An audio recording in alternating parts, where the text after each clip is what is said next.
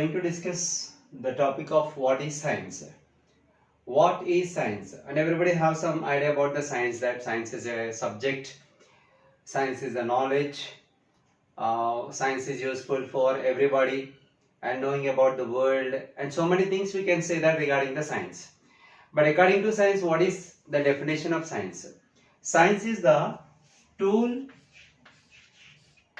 for searching truths.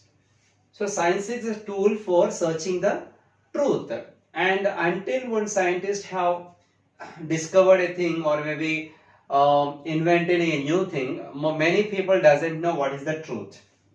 So that is also comes under science. So that we can say that science is a tool for searching the truths. Searching the truth. Always the science is searching for truths.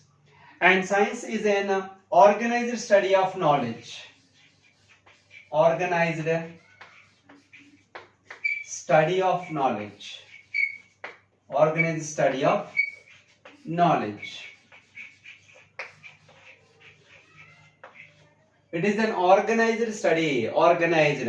They study what the knowledge is there in the world.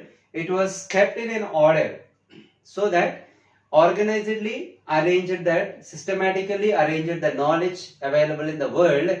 That is nothing but science. But that knowledge will be proved experimentally. So organized study of knowledge, it is based on experimentation. Based on experimentation. Based on experimentation. So the major difference between the science and other subjects is science can prove whatever it tells practically, experimentally it can able to prove. That is what the difference between science and other subjects. So science, whatever the organized study of knowledge is given, that will be based on experimentation. Without the experiments, without the proof, science cannot tell us anything.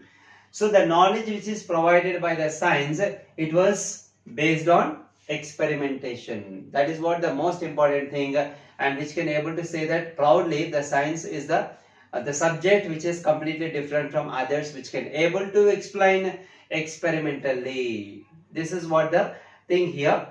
And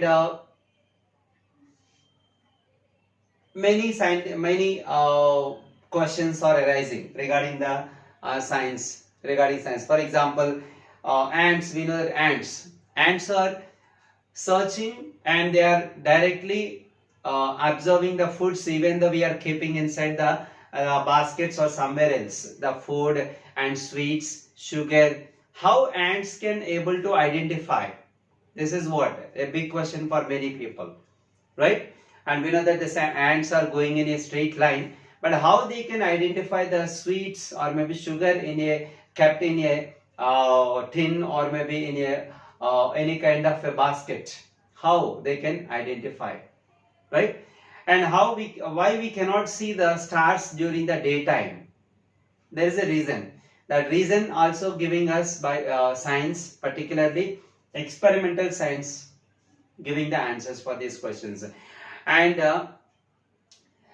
pickles do not spoil early, but not the rice or maybe any kind of sambar or something else when we prepared. So there is a reason behind it. The pickles, we know that the mango pickle, tomato pickle, and so many pickles are made by the parents or maybe the grandparents at home. The pickles can be stored or preserved for longer time purposes, right? And 1 month, 2 months, and sometimes for next year also we can utilizing. But what the food regularly we are preparing, the rice or maybe roti or curry or sambar, whatever it is, it can get spoiled soon. Why? There is a reason that also explained by science, it seems. And usually we know that the farmers are the backbone of the country, any country, because without farmers we cannot get the food, right? So farmers also not having the aware of sudden or unexpected rains, right? Unfortunate rains are coming nowadays. right? So why and what is the reason behind to get unfortunate rains?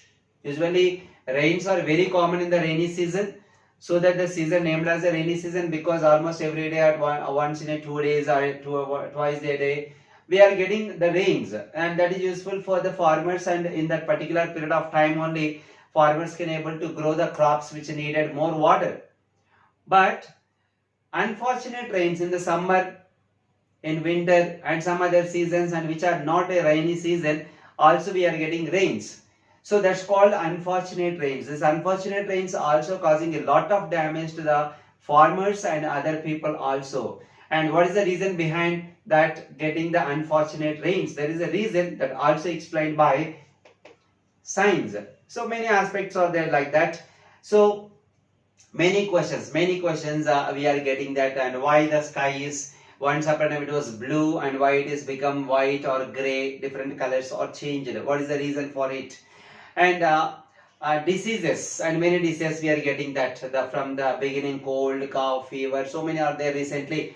In 2020 around the world the people were suffered a lot because of COVID. And why these kinds of diseases are caused, jaundice and heart attacks, blood sugar levels increasing, that's called a diabetes, and blood pressure, bronchitis, asthma, meningitis, many diseases are there. And what is the reason and why the diseases we are getting, and what is the solution for aware of the diseases and out of the diseases? All these questions, many questions, so people are getting around the world, and we have a solution, and that solution is also given by nothing but the science. Now we are going to discuss the science of plants, in the sense of how the science of plants, in the sense of biology or botany, how it was developed, and what the work has done before the subject of botany has developed, the subject of biology has developed, right? And here we can see that the study of living organisms is called biology. So initially there is a subject has produced that, which is study about living organisms. In the nature we know that living organisms are basically classified into plants and animals, and living on study of those animals and plants, and after that the observation of the microorganisms, whatever the living organisms in the world, we are study about those living organisms. That there is a specific subject is nothing but biology. Biology means study of living organisms. Study of living organisms is called biology. And how this biology word has originated and how it made, we'll see that here in Greek. It is a Greek word. Bios means life, logos means discourse. So the word biology is originated from the Greek word, two Greek words. One is bios and another is a logos. Bios, logos. Bios means life, whereas the logos means discourse. Yes, here it is biology is the study of evolution of living organisms on earth. It's not only study of living organisms. It is not only study of living organisms. The biology is nothing but it is it's a story of or study of evolution of living organisms on earth, and how organisms are evoluted. Means that how single cell organisms are produced, and how multicellular organisms are evolved from the single cell organisms, and what is the first living organism, and how this many species are originated, evoluted. These all things can be studied or discovered by the biology, it seems, on the earth. Later, biology is fast developing like many other sciences. So we know that many sciences are there nowadays, developed the branches of biology and other subjects also. It is competing with other subjects. Biology is competing with other subjects, and it is also be developing very much faster. So that's what we can see, that the biology is fast developing like many other sciences, like physical science or chemical science, or in the biology also be so many branches also be developed, because of it is developing much faster and competing with other subjects. Later, biology during the past 3 decades is far greater than what has been made during the past 20 centuries. right? So comparatively, the past 3 years, 3 decades, past 3 decades, 30 years, from the 30 years to the till what the time we are having, biology is developing little much faster. Means that when we see that the biology in the past 20 centuries, how much biology has developed is very little. But past 3 decades, the biology is developing much faster, and it can be available for all the people, and many branches are developed, and technology has also be in the usage, so that comparatively the past 20 centuries development of biology is very less, so that the past 3 decades biology development is much faster than the past 20 centuries. Later, the techniques like why this point is supporting this one, and how the last 3 decades the biology is more developed than the past 20 centuries. Why? Because the technology has developed. Technology is available nowadays. Technology like a chromatography, centrifugation, electrophorese, spectroscopy are the few techniques are available to develop the biology as faster as other subjects. Is made possible in the modern biology, right? Modern biology is developed much faster because the technology or techniques are available nowadays comparatively in the previous years. Later, so whenever the technology is developed, and whenever the biology is developing much faster, we can say this is the golden era of biology. Golden era of biology. From the last 30 decades to the till what the time we have, we can say this is the golden era of biology. Why this much faster development has taken place? Because the technology is available, so that the biology is developing much faster and competing with other subjects, and it is also be available for much of the people. This is regarding the science of plants and how this biology has originated and how it is developing, right? Now we will discuss the origin and development of science or botany, whatever it is, right? And how this botany has originated and how that word botany has came. Now we are going to discuss. Just to see that biology is a relation to plant, is called plant science. So you can understand that plant science is not a separate subject, it's a branch of biology. Branch of biology. Whenever the part of a biology which deals with the plants or relation with the plants or deals with the plants is called plant science. Right?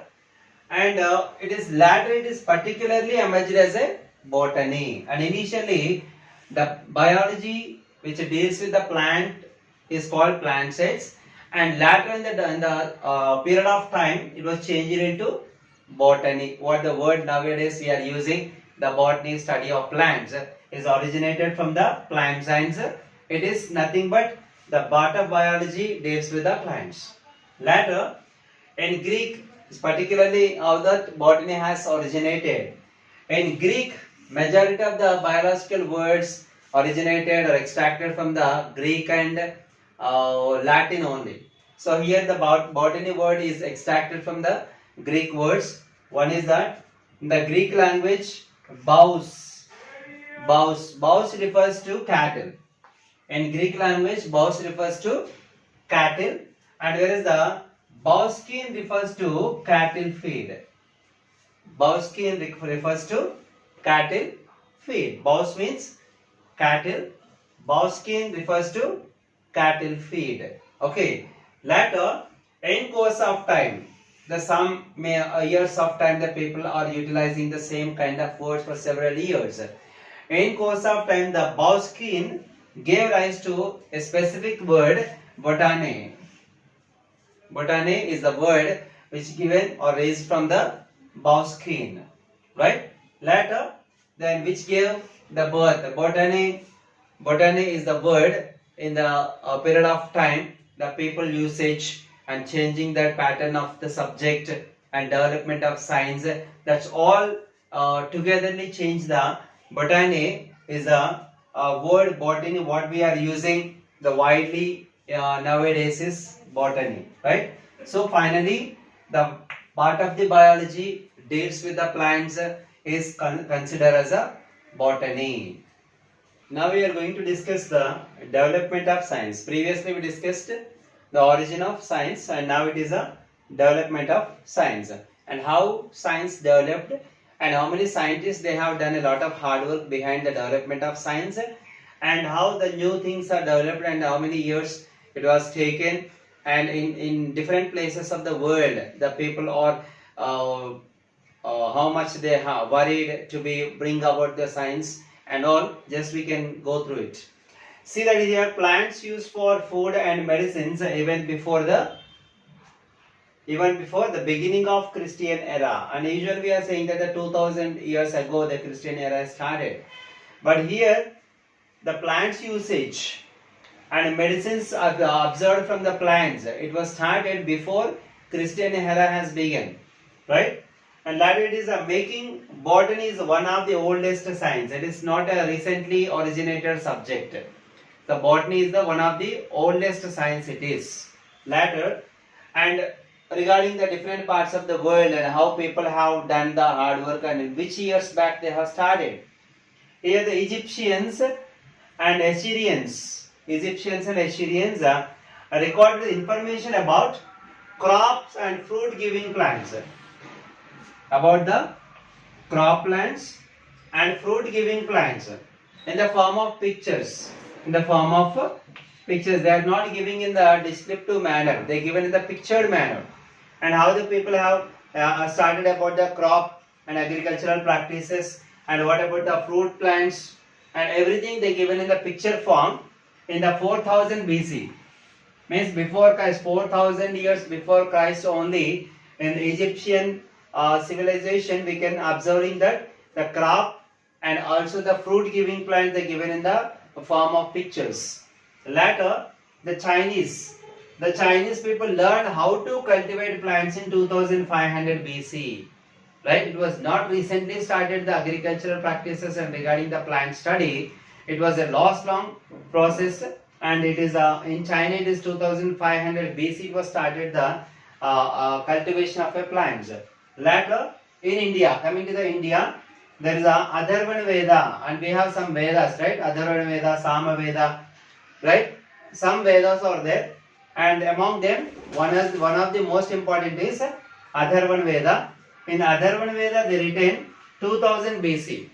The Atharvana Veda book itself is written 2000 years ago BC, and it contains information on several medicinal plants.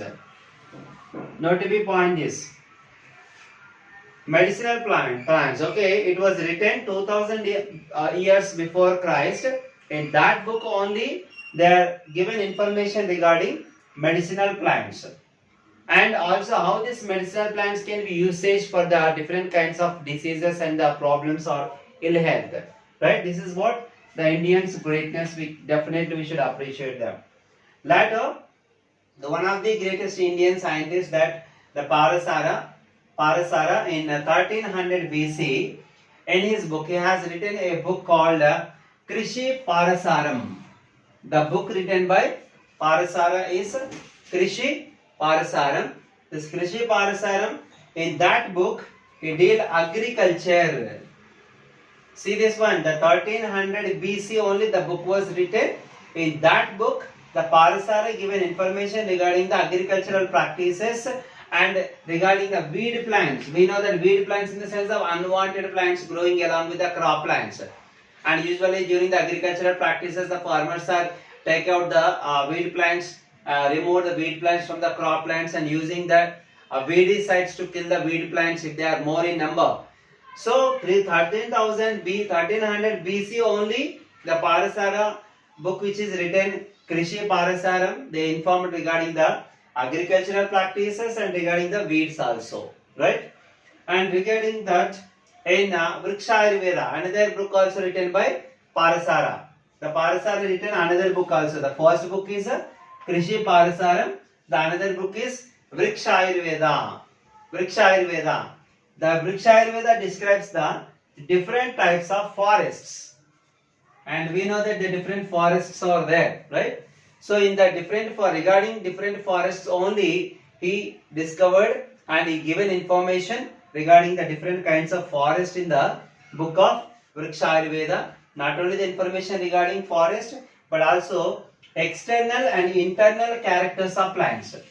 External characters, for example, the height, the shape of the plants, and position of the flowers, the color of the flowers, the structure of the flowers, the external characters given in the book detail, and also including medicinal plants, not only the plants which are naturally available and what we are externally seeing. Actually, he's one of the Indian doctor, we can say that is an initial Indian doctor, Parasara, and so that he is actually treating the diseases by using the medicinal plants.